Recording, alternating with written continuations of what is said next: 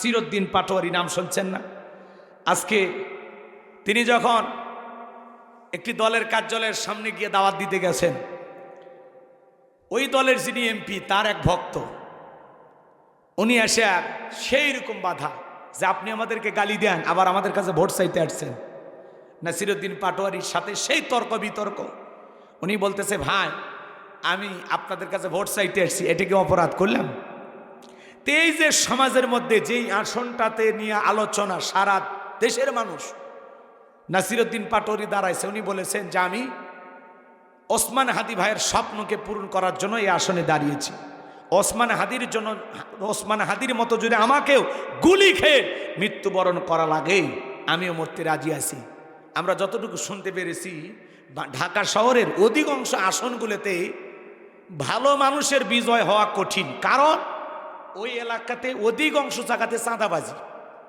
কথা বোঝেন নাই? অধিকাংশ জায়গা কিশোর গ্যাং, টোকায়, মানে ভালো মানুষ নাই তো, বেশিরভাগ টোকায়, গাঁজাখোর, মাদাখোর, কথা বোঝেননি, নিশাখোর, ভালো মানুষ নাই। এই জন্য তাদের চিন্তা ভাবনা যে ইসলাম যেন না আসে। ইসলাম আসলে কি আর ওগুলো থাকবে বলেন? মদ খাওয়া যাবে, চাঁদাবাজি করা যাবে, হ্যাঁ, কিশোর গ্যাং থাকবে? এমন নেতা আছে নিজেই কিশোর গ্যাং পালে পালা মানে বোঝেন? ওই নেতা হলো কিশোর গ্যাংয়ের গডফাদার। কথা বলেন ঠিক কিনা? এরকম আছে না নয়? তা আমরা বলতে চাই, আর কত রক্ত নিয়ে খেলবেন? আসেন একটু পরিচ্ছন্ন রাজনীতি করেন, যেটার মাধ্যমে জনগণের কল্যাণ হবে, মানবতার কল্যাণ হবে, দেশের কল্যাণ হবে। আর কোনো সন্তানকে এতিম হতে হবে না, আর কোনো স্ত্রীকে বিধবা হওয়া লাগবে না। কথা বলে ঠিক কিনা? এখনো ওসমান হাদির স্ত্রীর চোখের কান্না বন্ধ হয়নি, এখনো তার এতিম সন্তানটা বাবার পথে তাকিয়ে থাকে। কে সান্ত্বনা দেবে? কে বাবার আদর দিবে, ভালোবাসা দিবে? ওসমান হাদি ভাই মৃত্যুর আগে বলেছিল যে আমি যদি মারা যাই অন্তত আমার বিচারটা কইরেন, যদি আমার বিচার না করতে পারেন আর কেউ দাঁড়াবে না। এখন পর্যন্ত কতদিন, প্রায় 29 দিনে কাছাকাছি হয়ে গেল, তার খুনিকে এখনো গ্রেফতার করা যায়নি। তার মানে কি বুঝলেন? এর ভিতরে অনেক ষড়যন্ত্র আছে। কথা বলেন ঠিক কিনা? দিন দুপুরে একটা মানুষকে গুলি করা হয়, নিরাপত্তা নাই সমাজে। এই সমাজের নিরাপত্তা যদি ফিরাইতে চান, আল্লাহর আইন দিয়ে বিচার করা লাগবে। একটা খুনি যখন জানবে, আল্লাহ তাআলা সূরা বাকারার ভিতরে যে আইন দিয়েছেন, হত্যার বদলে হত্যা, কিসাস। একটা অপরাধী যখন জানবে নিশ্চিত যদি আমি কাউকে হত্যা করি রাষ্ট্রের আইন অনুযায়ী আমাকে হত্যা করা হবে, তখন সমাজে আর অপরাধ থাকবে না, কমে যাবে। কথা বলেন ঠিক কিনা? ওরা হাদির মতো মানুষকে মারতে পারবে, কিন্তু ওরা ফিরাই দিতে পারবে না। কথা বলেন না কেন ভাই? আজকে ওসমান হাদি আমার ভাই যেখানে মারা গেছেন, শহীদ হয়েছেন, সেই আসনে, ঢাকা ৮ আসনে আরেকজন প্রতিদ্বন্দ্বী করার জন্য তিনিও বলেছেন আমি ইনসাফ কায়েম করব না। এই জন্য আমরা হাদি ভাইয়ের বিচার চাই। কথা বলেন ঠিক কিনা? হাদি ভাইকে যারা হত্যা করেছে, এই খুনিদের বিচার আমরা চাই। কথা বলে ঠিক কিনা? নাসিরউদ্দিন পাটোয়ারির সাথে সেই তর্ক করতেছে। তা আমরা বলতে চাই, সৎ মানুষ যারা ইনসাফ কায়েম করার স্বপ্ন দেখে, এদেশকে চাঁদাবাজ, দুর্নীতিবাজ মুক্ত একটা বাংলাদেশ গড়ার স্বপ্ন দেখে, আল্লাহ যেন তাদের স্বপ্নগুলো পূরণ করার তৌফিক দান করেন। একটু চিল্লায় কোন আমিন। আগামীতে যেন আমাদের নেতা যারা হবে তারা যেন সৎ হয়, যোগ্য হয়, দেশপ্রেমিক হয়, ইসলাম প্রিয় হয়। কথা বলেন ঠিক কিনা? কষ্ট হচ্ছে আপনাদের? আমার আল্লাহ বলেন, আল্লাযী খালাকাল মাউতা ওয়াল হায়াতা লিয়াবলুয়াকুম আইয়ুকুম আহসানু আমালা ওয়া হুয়াল আজিজুল গফুর। সকল ক্ষমতার একমাত্র মালিক আল্লাহ। সেই আল্লাহ বলতেছেন, আল্লাযী খালাকাল মাউতা ওয়াল হায়াতা, যিনি সৃষ্টি করেছেন মৃত্যু আর জীবন। মৃত্যু আর জীবন সৃষ্টি করার মালিক। মৃতকে জীবিত করার ক্ষমতা পৃথিবীর কারো আছে? যত বড় ক্ষমতাধর হোক, ওদের যত অস্ত্র থাক, যত বোমা থাক, পৃথিবী কাঁপানো যত সরঞ্জাম থাক না কেন, ওরা কি আসমানের দিকে গুলি নিক্ষেপ করে আসমান থেকে এক ফোঁটা বৃষ্টি আনার ক্ষমতা আছে? জমিনে গুলি মাইরে ওখান থেকে একটা আলু বের করার ক্ষমতা আছে? আলু তো দূরের কথা, পাতাও বের করতে পারবে না। কথা বলেন ঠিক কিনা? তাহলে আয়াতের শুরুতে আল্লাহ কি বলেন? আল্লাযী খলাকাল মাউতা ওয়াল হায়াতা, যিনি সৃষ্টি করেছেন মৃত্যু আর জীবন। এরপরে আল্লাহ রাব্বুল আলামিন বলেন লিয়াবলুয়াকুম আইয়ুকুম আহসানু আমালা, আমি আল্লাহ পরীক্ষা করে দেখব আমলের দিক দিয়ে কার আমল কত বেশি উত্তম, কার আমল কত বেশি সুন্দর। যার আমল ভালো তার আখেরাত ভালো, যার আমল খারাপ তার আখেরাত হয়ে যাবে বরবাদ। দিল দিয়া কথাগুলো বুঝবেন বাজান। আয়াতের শুরুতে আল্লাহ কি বললেন? আল্লাযী খলাকাল মাউতা ওয়াল হায়াতা, যিনি সৃষ্টি করেছেন মৃত্যু আর জীবন। সর্বপ্রথম আল্লাহ মৃত্যুর কথা কেন বললেন? এই দুনিয়াতে আসার একটা সিরিয়াল আছে, যাওয়ার কিন্তু কোনো সিরিয়াল নাই। দাদা আসছে, দাদার পরে বাবা আসছে, বাবার পরে আমি আসলাম, আমার পরে আমার সন্তানরা আসলো। কিন্তু যাওয়ার বেলায় দাদার আগে নাতি চলে যায়, বাবার আগে সন্তান চলে যায়, বাবার কাঁধে সন্তানের লাশ। এটা পৃথিবীর সবচেয়ে ভারী বোঝা। একটা সন্তান দুনিয়াতে আসবে 9 মাস 10 মাস আগে খবর পাওয়া যায়। একটা মানুষ দুনিয়া থেকে বিদায় নেবে 9 সেকেন্ড আগেও জানা যায় না কার কখন কোথায় মৃত্যু হবে। এ তরুণ যুবকের দল, গভীর মনোযোগ দিয়ে কথাগুলো শুনে যাও। আমার আল্লাহ বলেন কুল্লু নাফসিন যায়িকাতুল মাউত, প্রত্যেক প্রাণীকে এই মৃত্যুর স্বাদ গ্রহণ করা লাগবে। মৃত্যুর স্বাদ হলো 2 প্রকারের। মিষ্টি খেলে যেমন মিঠা লাগে, নিম পাতা খেলে যেমন তিতা লাগে। যারা ইমানদার তাদের মৃত্যুটা বড় মিঠা বাজার। যারা ইমানদার নেককার আল্লাহর প্রিয় গোলাম, এরা মৃত্যুবরণ করবে কিভাবে জানেন? মায়ের কোলে দুধ পান করতে করতে শিশুটা যেমন ঘুমের মধ্যে চলে যায়, যারা ইমানদার তারা তেমনি ভাবে বিদায় নেবে, টেরও পাবে না। সুবহানাল্লাহ। কিন্তু যারা নাফরমান, আল্লাহর অবাধ্য গোলাম, যারা বলে খাও দাও ফুর্তি করো, দুনিয়াটা মস্ত বড়, শয়তানের ধোকায় পড়ে মিসগাইড হয়েছিল, ভুল পথে পরিচালিত হয়েছিল, পথভ্রষ্ট হয়েছিল, গোমরাহি হয়েছিল, ওরা যখন মৃত্যুবরণ করবে, আল্লাহর অবাধ্য গোলামেরা যখন মারা যাবে, দেখেন না বাজান, পা থেকে মাথা পর্যন্ত রুগোটা ছোটাছুটি করবে, পেশাব পায়খানা করে দেয়। কত মানুষ দেখেন না গালি দিতে দিতে মারা যায়। কত মানুষ মৃত্যুর 6 মাস আগে জবানটা বন্ধ হয়ে যায়। সন্তানেরা শরবত বানায়া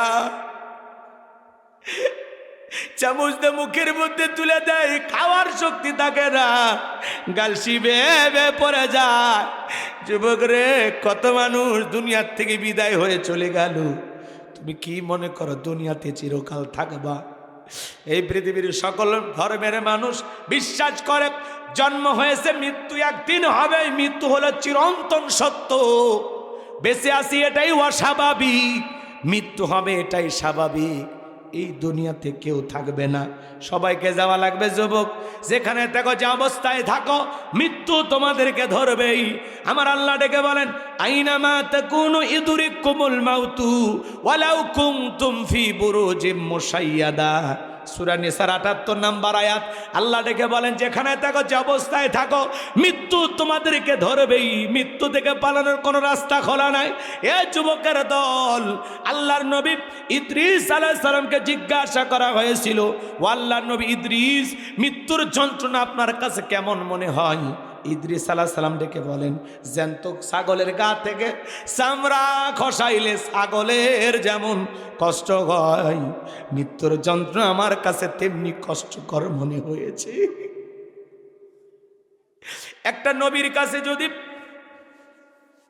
মৃত্যুর যন্ত্রণা এমন মনে হয় রে যুবক, আজকে তোমাকে নামাজের কথা বললে বলো হুজুর বিয়েটা কইরে নেই। মসজিদে আসার কথা বললে যুবক মসজিদে আসো, বলে হুজুর এই মাত্র বিয়ে করলাম, হাতের মেহেদি রংটাই তো শুকাইল না। কিছুদিন পরে আবার যখন ডাকা হয়, যুবক মসজিদে আসো, বলে কিছুদিনের মধ্যে বাবা হতে যাচ্ছি, পরে যাব। বাচ্চা কাচ্চা যখন হয়ে যায়, বলে হুজুর এগুলো লালন পালন করি, করে মসজিদে যাব। হে যুবক, এত লম্বা একটা প্ল্যান করে বসে আসো, তুমি কি মনে করেছো তোমার মতো যুবক মোটর সাইকেল নিয়ে সকালে বের হইয়া সেলফি পোস্ট করলো, মোটর সাইকেল চালাইতেছি, সন্ধ্যাবেলায় ট্রাকের তলে যাইয়া পিছে জমিন থেকে বিদায় হয়ে গেল লাশ হইয়া, মাথা ক্ষত বিক্ষত হয়ে বাড়িতে ফিরে আসলো। তোমার মতো যুবক ঝিনাইদহ বাড়ি বাসর ঘর সাজাবে, ফুল কেনার জন্য চলে গেছে, রাস্তা পারাপার হবে, এমন মুহূর্তে ট্রাক আইসা ধাক্কা মাইরা জমিন থেকে বিদায় হয়ে চলে গেল।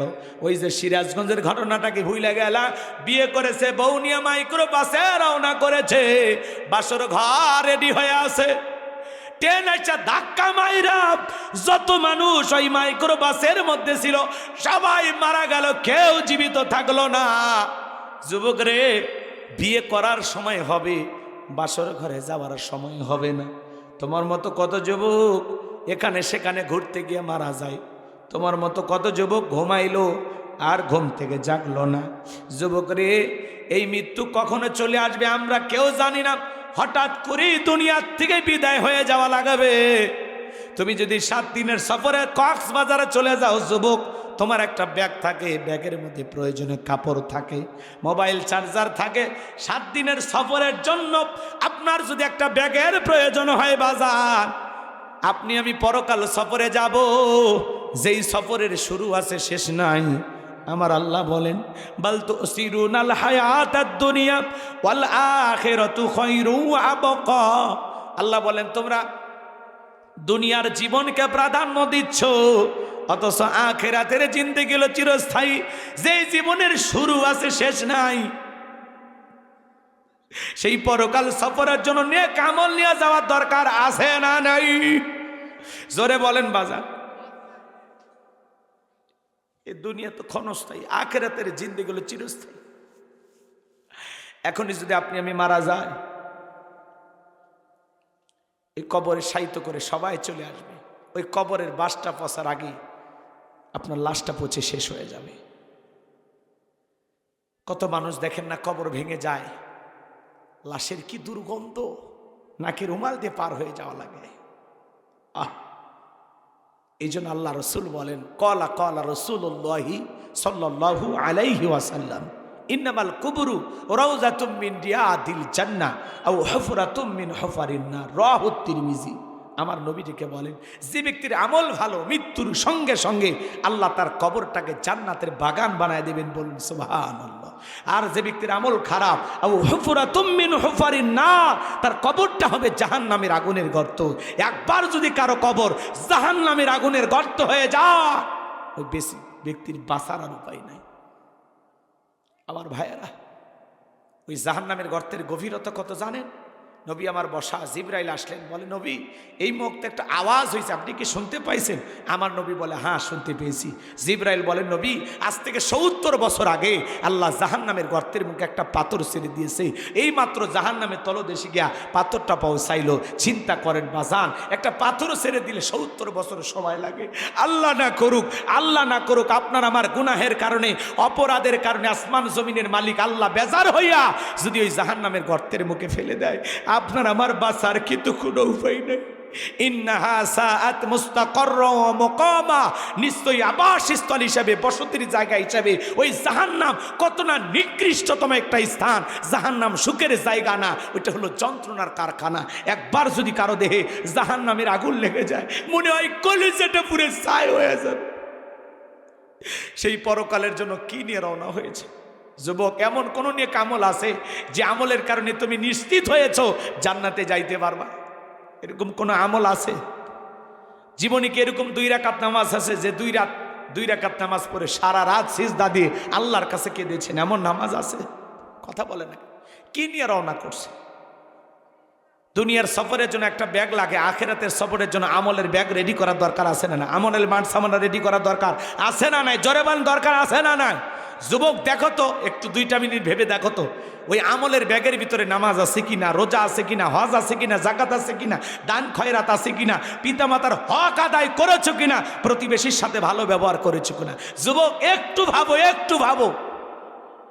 দুনিয়া থাকার জায়গা না, কেউ থাকবে না, সবাইকে যাওয়া লাগবে। আলহাকুমুত তাকাসুর হাত্তা জুরতুমুল মাকাবির। প্রাচুর্যের প্রতিযোগিতা, সম্পদের প্রতিযোগিতা, দুনিয়ার লোভ লালসা, দুনিয়ার মায়াজাল আপনাকে আমাকে পাগল বানাইছে, পাগল বানাইছে, পাগল বানাইছে। কথা বলেন না কেন? এই লোভ লালসা থামবে কখন? হাত্তা জুরতুমুল মাকাবির, যেদিন আপনি আমি কবরে যাব, এই কবরের মাটি যেদিন বনি আদমের মুখের ভিতরে প্রবেশ করবে, সেদিনই আপনার আমার লোভ লালসা থেমে যাবে। আমার ভাইয়েরা, কষ্ট মনের মধ্যে নেবেন না বাজান। মৃত্যুর যন্ত্রণা কত কঠিন, কত ভয়ঙ্কর। আপনার আমার নবী বিদায় বেলায় ফাতেমা অজরে চোখের পানি ছেড়ে দিয়া কান্না করে। নবী দেখে বলে, মা ফাতেমা তুমি কান্না করো না, তোমার কান্না আমি সহ্য করতে পারি না। ও মা, তোমার কানটা আমার মুখের কাছে লাগা দাও। নবীজি কানের মধ্যে কি যেন ফিসফিস করে বললেন, ফাতেমার কান্না বন্ধ হয়ে গেল। আম্মা জান আয়েশা জিজ্ঞাসা করলেন, ও আমার মেয়ে ফাতেমা, তোমার আব্বা কি এমন বললো মা, যার কারণে কান্নাটা বন্ধ হয়ে গেল? হযরতে ফাতেমা ডেকে বলেন, আম্মা জান, আমার আব্বা আমাকে বলেছেন বাবার ইন্তিকালের পরে সর্বপ্রথম বাবার সাথে আমার সাক্ষাৎ হবে। এই জন্য রসুলের ইন্তিকালের পরে 5 থেকে 6 মাসের মধ্যে ফাতেমাও বিদায় নিয়েছিলেন। লম্বা ঘটনা সংক্ষিপ্ত করে বলি। আসমান থেকে জিবরাইল আসলেন, নবীকে সালাম দিলেন, আসসালামু আলাইকুম ইয়া রাসূলুল্লাহ ইয়া হাবিবাল্লাহ। হুজুর, আল্লাহ তাআলা আপনার শরীরের অবস্থা জানতে চেয়েছেন। আমার নবী বলে, আল্লাহ জানার পরেও জানতে চাই, জানায়া দাও, আল্লাহ তাআলা আমাকে অনেক ভালো রেখেছেন, আলহামদুলিল্লাহ। কিছুক্ষণ পরে জিবরাইল আসলেন, আসমান থেকে মালাকুল মউত আসলেন। আমার ভাইরা, লম্বা কথা সংক্ষিপ্ত করে বলে দিয়া যায়, মালাকুল মউত নবীজিকে সালাম দেওয়ার পরে ডেকে বলেন, নবী আপনি যদি অনুমতি দেন তাহলে আপনার রূহটা আমি বের করব, আর আপনি যদি অনুমতি না দেন, আমার আল্লাহ বলেছে মালাকুল মউত রে, এক মুহূর্ত দেরি করবি না, যতদিন মনে চায় ততদিন আমার বন্ধু দুনিয়াতে থাকবে। আমার নবী বলে, মালাকুল মউত আর কি কোনোদিন আসবা না? ডেকে বলে, নবী যেহেতু জীবন আছে, মৃত্যুর স্বাদ একদিন আপনাকে ভোগ করতেই হবে। নবী অনুমতি দিলেন। মালাকুল মউত যখন নবীজির রূহটা বের করার জন্য বুকের উপরে হাত রেখে দিয়েছেন, আমার ভাইয়েরা, নবী অঝরে চোখের পানি ছেড়ে দিয়ে কান্দে আর ডেকে বলে, মালাকুল মউত আজরাইল রে, সহ্য হয় না, তাড়াতাড়ি বুকের ওপর থেকে হাত সরায় নাও। মালাকুল মউত যখন হাত সরায় নিলেন, আমার নবী ডেকে বলে, মালাকুল মউত এই যদি হয় মৃত্যুর যন্ত্রণা আমার উম্মতেরা সহ্য করতে পারবে না। মালাকুল মউত আজরাইল রে, আমারে কথা দে, আমারে কথা দে, আমার উম্মতকে তুমি কষ্ট দিবা না। মালাকুল মউত ডেকে বলে, নবী বিশ্বাস করেন, এই পৃথিবীর সব চাইতে কম কষ্ট দিয়া আপনার রূহটা আমি বের করার চেষ্টা করতেছি। আমার আল্লাহ বারবার বলেছেন, মালাকুল মউত আজকে এমন একজন মানুষের কাছে যাবি রে, যেই মানুষটাকে আমি আল্লাহ বড় বেশি ভালোবাসি। দেখবি রে মালাকুল মউত, আমার বন্ধুর সাথে যেন কোনো বেয়াদবি না হয়। আমার নবী বলে, এই যদি হয় মৃত্যুর সব চাইতে কম কষ্ট, আমার উম্মতেরা সহ্য করতে পারবে না। আমারে কথা দি, আমার উম্মতকে কষ্ট দিবি না। মালাকুল মউত ডেকে বলে, নবী আপনার উম্মতের মধ্যে যারা আপনার আদর্শ মোতাবেক চলবে, আল্লাহর বিধান মোতাবেক চলবে, যারা হবে মুত্তাকি, কথা দিলাম গো নবী, তাদের রূহটা বের করার সময় আমি ইহসান করব, যাতে তাদের কম কষ্ট হয়। দ্বিতীয়বার হাত রেখে দিলেন। নবী বলে, সহ্য করতে পারি না, মালাকুল মউত সরায়া নাও। আমার কাছে মনে হয় উহুদ পাহাড় আমার বুকের উপরে চাপায় ধরা হয়েছে। নবীজির বুকের উপরে তৃতীয়বার যখন হাত রেখে দিয়েছেন, নবীজির রূহটা যখন বের হয়ে যাবে, এমন মুহূর্তে নবীজি কয়েকটি কথা বললেন, উম্মতের উদ্দেশ্যে বলে গেলেন, ও আমার উম্মতেরা, আসসালাত আসসালাত আসসালাত, নামাজ নামাজ নামাজ কাজা করো না। নবী রূহটা বের হয়ে যাচ্ছে, নবীজি পৃথিবী ছেড়ে চলে যাচ্ছে। এমন মুহূর্তে আপনার আমার নবী উম্মতের উদ্দেশ্যে বলে গেলেন, আমার উম্মতেরা, আসসালাত আসসালাত, নামাজ নামাজ নামাজ ছিল না। নবীর জীবনের শেষ কথাটা কি আমরা আমল করতে পারবো? আজকের মাহফিল থেকে ওয়াদা দিতে পারো যে হুজুর জীবনে কোনোদিন আর নামাজ কাজা করবো না। কারা কারা 5 ওয়াক্ত নামাজ আদায় করবেন, হাত তুলে আল্লাহকে দেখান। আল্লাহ আল্লাহ আমাদের সবাইকে 5 ওয়াক্ত নামাজি বানায় দেন। চিল্লায় কোন আমিন। আর একটু জোরে বলেন আমিন। আমার ভাইয়েরা, এই দুনিয়াতে আমরা কেউ থাকবো না। এজন্য আল্লাহ বলেন আল্লাযী খলাকাল মাউতা ওয়াল হায়াতা, যিনি সৃষ্টি করেছেন মৃত্যু আর জীবন, লিয়াবলুয়াকুম আইয়ুকুম আহসানু আমালা। আমি আল্লাহ পরীক্ষা করে দেখব আমলের দিক দিয়ে কার আমল কত বেশি উত্তম। আখিরাতের জন্য যার আমল যত বেশি সুন্দর, আখিরাতটা তার কাছে তত বেশি ভালো হবে। আমলের প্রতিযোগিতা করা লাগবে বাজান। আজকে তো অন্যায়ের প্রতিযোগিতা, গুনাহের প্রতিযোগিতা, ক্ষমতার প্রতিযোগিতা। কথা বলে না কেন? আমলের প্রতিযোগিতা নাই। সাহাবীদের ভিতরে এটা ছিল, আমলের প্রতিযোগিতা ছিল। যারা কবরে চলে গেছে ওরা একটা সিজদা দেওয়ার জন্য আজকে আফসোস করতেছে। আর আজান হয়, আপনি মসজিদে যান না। মসজিদটা কত সুন্দর, কিন্তু নামাজি নাই। শুধু জুমার নামাজের জন্য বাংলাদেশে মসজিদ ভেঙে 2 তালা 3 তালা করা হয়। ফজরের নামাজের সময় এক কাতারে মুসল্লিও পাওয়া যায় না। এমনও মসজিদ আছে মুয়াজ্জিম একাই আজান দিয়ে একাই নামাজ পড়ে, এক দুল্লা ভাইও আসে না। কথা বলেন না কেন?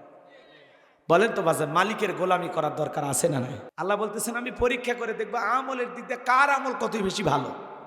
এই দুনিয়াটায় আসছি আমরা পরীক্ষা দেওয়ার জন্য, এখনো পরীক্ষা চলতেছে, আমরা পরীক্ষা দিতে আসছি।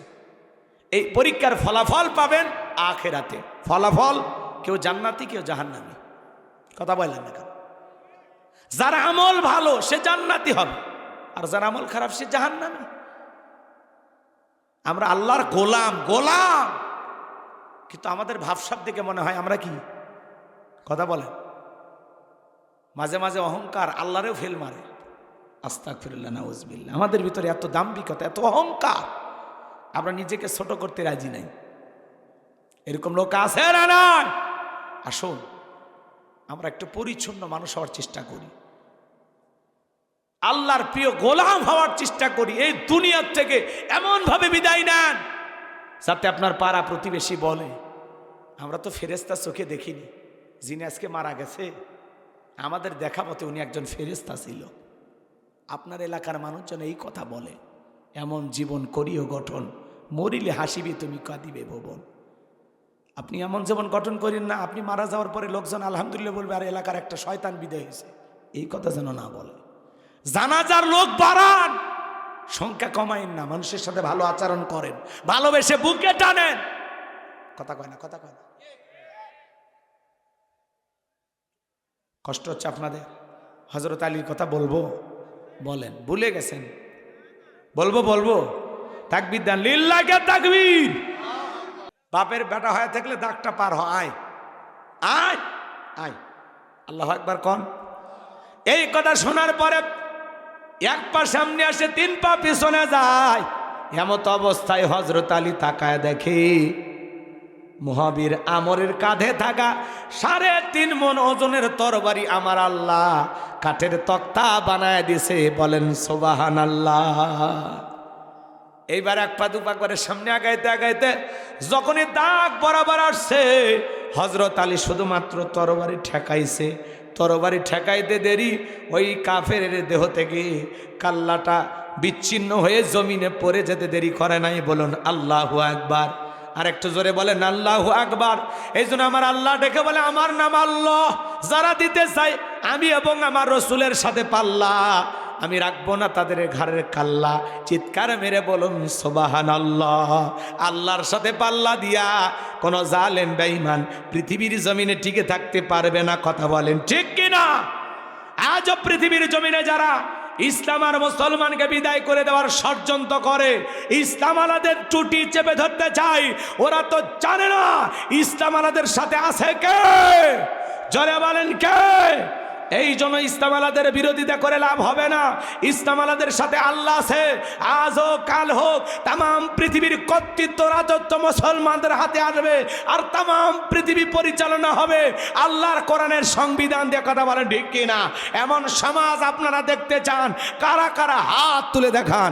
লিল্লাহি তাকবীর, লিল্লাহি তাকবীর। আল্লাহ তামাম পৃথিবীর জমিনকে ইসলামের জন্য কবুল করুন।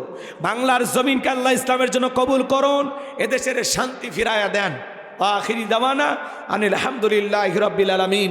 আসসালামু আলাইকুম ওয়া রাহমাতুল্লাহি ওয়া বারাকাতুহু। আল্লাহুম্মা আমিন। রব্বানা যালামনা আনফুসানা ওয়া ইল্লাম তাগফির লানা ওয়া তারহামনা লানাকুনান্না মিনাল খাসিরিন। চক্কা গোইল ফয়জুল উলুম ঘনু খলিফা হাফিজিয়া কওমি নুরানি মাদ্রাসা লিল্লাহ বোর্ডিং এতিমখানার উদ্যোগে আজকের এই 12তম বার্ষিক বিরাট তাফসিরুল কোরআন মাহফিলের শ্রদ্ধাভাজন সভাপতি জনাব মোহাম্মদ শফিউল ইসলাম শফিক আল্লাহ কবুল করেন। প্রধান অতিথি জনাব মোহাম্মদ শফিকুল ইসলাম বাদশাহ সাহেবকে আল্লাহ কবুল করেন। প্রধান পৃষ্ঠপোষক জনাব রবিউল ইসলাম, অন্যান্য গণ্যমান্য ব্যক্তিবর্গ যাদের বিশেষ অতিথির নাম আছে আল্লাহ, সহসভাপতি যাদের নাম আছে আল্লাহ, সবাইকে কবুল আর মঞ্জুর করে নেন। আলোচনা করেছেন মাওলানা রায়হান উদ্দিন, মুফতি মোহাম্মদ নুরুল ইসলাম। আল্লাহ তোমার গোলামদের কণ্ঠ তুমি দ্বীনের জন্য কবুল করো। আল্লাহ তাআলা মাগরিব থেকে পর্যন্ত যত উলামায়ে কিরাম কথা বলেছেন সকলের কণ্ঠ দ্বীনের জন্য, ইসলামের জন্য, কোরআনের খেদমতের জন্য কবুল করেন। আল্লাহ তাআলা আমরা যারা হাত তুলে ধরেছি, অনেকের মা নাই, বাবা নাই, এতিমানা কবরে চলে গেছে। জনম দুঃখিনী মায়ের কথাকে ভোলা যায়, আদরের বাবার কথাকে ভোলা যায়। যে মা 10 মাস 10 দিন গর্ভে ঠাই দিয়েছে, প্রসবের যাতনা সহ্য করেছে, 2-2.5 বছর বুকের দুধ পান করাইছে, ওই জনম দুঃখিনী মা যাদের কবরে চলে গেছে, আল্লাহ মায়ের কবরে আর সবটুকু পৌঁছায় দাও। মায়ের কবর জান্নাতের বাগান বানায়া দেন। আদরের বাবা মাতার ঘাম পায়ে ফেলে রিক্সা ভ্যান চালায়, ব্যবসা বাণিজ্য কইরা, চাকরি করে, বাড়ি ঘরে জায়গা জমি সব দিয়া কবরে ঘুমায়, ওই বাবার কবরে আর সবটুকু পৌঁছায়া দেন। বাবার কবর জান্নাতের বাগান বানায়া দেন। রব্বির হামহুমা কামা রব্বায়ানি সগীরা, ওয়া রব্বির হামহুমা কামা রব্বায়ানি সগীরা। আত্মীয় স্বজন যারা কবরে চলে গেছে মাফ করে দেন। আল্লাহ এই গ্রামে যত মানুষ মাটি নিচে শায়িত আছে আল্লাহ সবাইকে মাফ করে দেন, কবরগুলো জান্নাতের বাগান বানায় দেন। হায় রাব্বুল আলামিন, আমাদের পিতামাতা যাদের বেঁচে আছে, পিতামাতার খেদমত করে তাদের মুখে হাসি ফোটায় জান্নাত অর্জন করার তৌফিক দিয়ে দাও। হায় আল্লাহ তাআলা, আজকের মাহফিলে নগদে বাকিতে যত মানুষ টাকা পয়সা দান করেছে আল্লাহ, মা বোনেরা সহ সকলের দানগুলো কবুল আর মঞ্জুর করে নেন। এ দান আসলে করে কোটি কোটি টাকার মালিক বানায় দেন, দুনিয়া আখিরাতে ইজ্জত সম্মান বাড়ায়া দেন। আল্লাহ তাআলা এ দান আসলে করে কঠিন কিয়ামতের ময়দানে তোমার আরশের নিচে ছায়া দান করিও। আল্লাহ তাআলা আজকের মাহফিলকে কাল কিয়ামত পর্যন্ত কবুল করে নাও। এ মাদ্রাসার কমিটির ভাইদের কবুল করে নাও, ওস্তাদ ছাত্রদের কবুল করে নাও। আল্লাহ আমার নয়ন ভাই সহ, রুবেল ভাই সহ আমার যে যুবকেরা কষ্ট করে, যারা স্বেচ্ছাসেবকের দায়িত্ব পালন করে জান্নাতের বাগানটা সাজিয়েছেন, লাইটিং মাইটিং পোস্টার ব্যানার ডেকোরেটরের ভাইরা সহ বুদ্ধি পরামর্শ দিয়ে, টাকা পয়সা দিয়ে যারা যেভাবে মাহফিলটাকে সুন্দর করার জন্য সহযোগিতা করেছেন আল্লাহ সবাইকে দুনিয়া আখিরাতের উত্তম জাযা দান করেন। আল্লাহ সকলের ইমান খালিদ বিন ওলীদের মতো বানায় দেন, আমিরে হামজার মতো তাদেরকে কবুল করে নেন। রব্বুল আলামিন আজকের মাহফিলকে কবুল করে নেন। আল্লাহ আমার মা বোনদেরকে পর্দা করার তৌফিক দিয়ে দেন, নামাজি বানায় দেন, স্বামীর খেদমত করার তৌফিক দিয়ে দেন। আমার আতিক শাহাদত আব্দুর রহিম ভাইকে আল্লাহ কবুল করে নেন। আমার প্রিয় জাকারিয়া ভাইকে আল্লাহ কবুল করে নেন। ভাইয়ের হাত বাড়া দেন, ভাইয়ের পরিবারের উপর খাস রহমত বরকত নাজিল করেন। আল্লাহ দূর দূরান্ত থেকে যত নারী পুরুষ ছুটে এসেছেন আল্লাহ সবাইকে নিরাপদে বাড়ি পর্যন্ত পৌঁছার তৌফিক দান করুন। সবাইকে আপনার রহমতের চাদরে আবৃত করুন।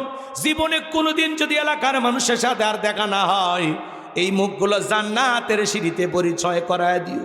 আমাদের সবাইকে 5 ওয়াক্ত নামাজি বানায় দাও। এ দুনিয়া থাকার জায়গা না, মৃত্যুর ভয় অন্তরের ভিতরে নিয়ে আইসা বেশি বেশি করে নেক আমল করে আমলের জিন্দিগি গড়ার তৌফিক দিয়ে দাও। আল্লাহ আমাদের জানা অজানা ছোট বড় গোপন প্রকাশে তামাম জিন্দিগির গুনাহগুলো আপনি মাফ করে দেন। আল্লাহ ওই কঠিন ভয়ঙ্কর জাহান্নামের আগুন থেকে আমাদের মুক্তি দান।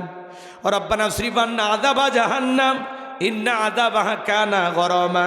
রব্বানা আতিনা ফিদ দুনিয়া হাসানাতাও ওয়া ফিল আখিরাতি হাসানাতাও ওয়া কিনা আযাবান নার। আল্লাহ দেশের 3 বার সাবেক প্রধানমন্ত্রী বগুড়ার পুত্রবধূ বেগম খালেদা জিয়া আপনার ডাকে সাড়া দিয়ে চলে গেছেন। আল্লাহ তোমার বান্দির কবরে আর সবটুকু পৌঁছায়া দাও, তার কবরকে জান্নাতের বাগান বানায়া দাও। আল্লামা সাইদি হুজুর সহ যত আলেম ওলামা কবরে চলে গেছে সবাইকে আপনি মাফ করে দেন, সকলের কবর জান্নাতের বাগান বানায়া দেন। আল্লাহ তাআলা এই মাদ্রাসাকে কাল কিয়ামত পর্যন্ত কবুল কর। এলাকাবাসী যারা জায়গা জমি টাকা পয়সা দিয়ে বিভিন্নভাবে মাহফিলটাকে মাদ্রাসাটাকে ভালোবেসে সহযোগিতা করে, আল্লাহ তাদের এই সহযোগিতাগুলো কবুল করে নেন।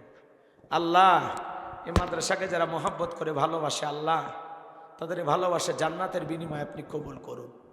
আল্লাহ এলাকার মানুষের উপরে খাস রহমত বরকত নাজিল করেন, তাদের